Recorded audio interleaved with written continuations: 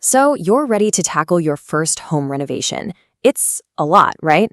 On one hand, it's incredibly exciting, but on the other, let's be real, it can feel just a little bit terrifying.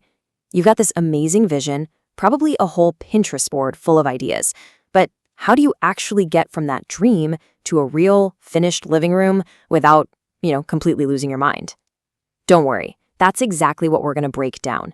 Think of this as your personal roadmap, a step-by-step guide to get you from that very first spark of an idea all the way to the finish line. We're going to break this whole journey down into 5 really clear stages. This is your roadmap, okay? We'll start with dreaming and planning, then move on to finding your team, creating the actual blueprint, understanding the construction sequence, and then the best part, the final polish and getting those keys. All right, let's kick things off with part 1, the dream and the plan. Now, here's something you might not expect. The absolute best projects, the ones that go smoothly and end up looking amazing, they don't start with a sledgehammer. They actually start with a bit of self-reflection. Before you even think about calling a professional, you've got to get super clear on what it is that you really want and need. And that leads to the million-dollar question, the one that can feel so paralyzing for so many people. It feels huge, right? Overwhelming. You have 1,000 different ideas swirling around. But what's the very first practical step you should actually take? The answer is right here. It's all about doing your pre-design homework. And I am not kidding, the difference between people who do this and people who don't is like night and day.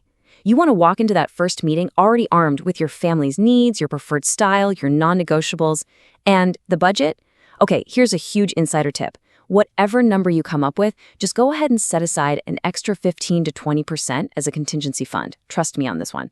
Unexpected things will pop up, and having that buffer is the difference between a total panic and just smooth sailing.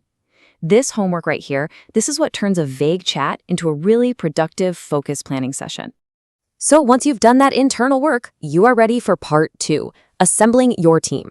It's time to find the expert who can take your vision and all that homework and help turn it into a reality. But who exactly do you need to call? First things first, let's clear up a really common point of confusion, the difference between an interior designer and an interior decorator. It's simple, really. If you're knocking down walls, changing the layout, or messing with the actual bones of the house, you need an interior designer. They handle all the technical, structural stuff. But if your space is already built and you just need help with the fun part, picking furniture, paint, art, all the things to make it beautiful, then an interior decorator is your person. Now, designers usually work in one of 2 ways. A turnkey solution is basically a one-stop shop. Their firm manages everything, the design, the contractors, the purchasing, the whole shebang. It's amazing if you're short on time. On the other hand, a design consultancy is where they give you the detailed plans, but you are the one who hires and manages the contractors to actually build it. This can give you a bit more control over the costs, but it also means you're taking on the role of day-to-day project manager. So this part is absolutely crucial. Before you sign anything with anyone, you have to ask these questions. Get totally clear on their fees. Is it hourly, a fixed project fee, a percentage? And that third point there, make sure you're seeing their actual completed work, not just a bunch of pretty inspiration photos they pulled from the internet. The goal here is to find someone whose process, personality, and frankly, budget philosophy really clicks with yours.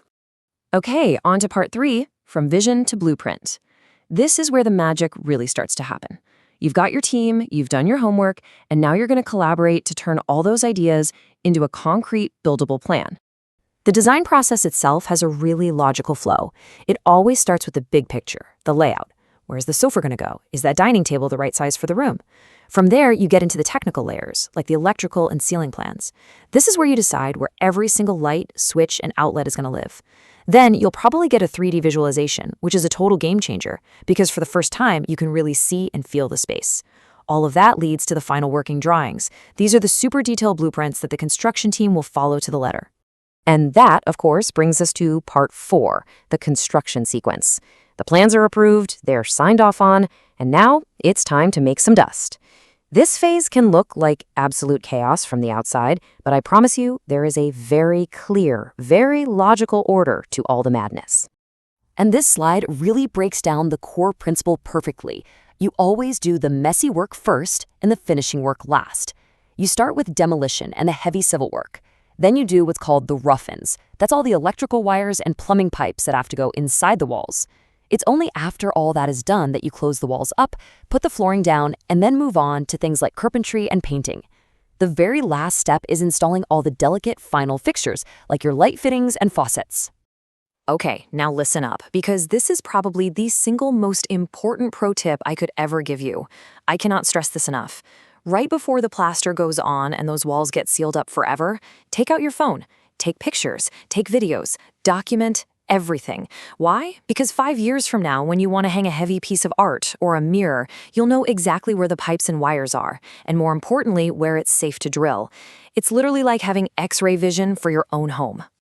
We are in the home stretch now, part 5, the final polish and handover. The dust has finally settled, the paint is drying, and you are so close to taking ownership of your brand new space. But wait, before you make that final payment, you need to create what's called a snag list. This is basically your last round of quality control. You need to be meticulous here. Walk through every single room with your designer and make a detailed list of every tiny little imperfection. A paint scuff, a drawer that sticks, a switch that's a bit faulty. Don't feel bad and don't feel rushed. These are the little snags the contractor has to fix before the job is officially 100% done. So this is what the final sequence looks like. Once all the major work is done, that last perfect coat of paint goes on. Then you bring in a professional for a deep clean to make the whole space sparkle. You do your final walkthrough, you approve the fixed snag list, and then comes the absolute best part, the official handover. The space is finally, truly all yours. And it's so important to remember that the handover isn't really the end. In a lot of ways, it's just the beginning. We put all this time and energy and money into building our homes, but just like any other valuable investment, they need ongoing care to keep them looking and functioning beautifully for years to come. So I'll just leave you with this final thought. The renovation is finished. You've built your dream space, which is amazing. But the next challenge, and maybe the next journey, is figuring out how to maintain that beauty and that functionality, not just for next year, but for the next decade. What's your plan for that?